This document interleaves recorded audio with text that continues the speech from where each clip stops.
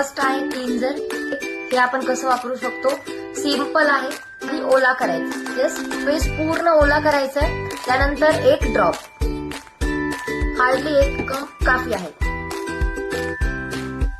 आणि वॉश केल्यानंतर second proper dry करायची आहे. ड्राय केल्यानंतर आहे टोनर आहे. ओके, सो टोनर साठी डायरेक्टली हाफ पंप यूज करायचा आहे.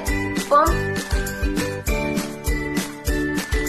टोनर झाल्यानंतर आपली नेक्स्ट स्टेप आहे सिरम. Okay, Serum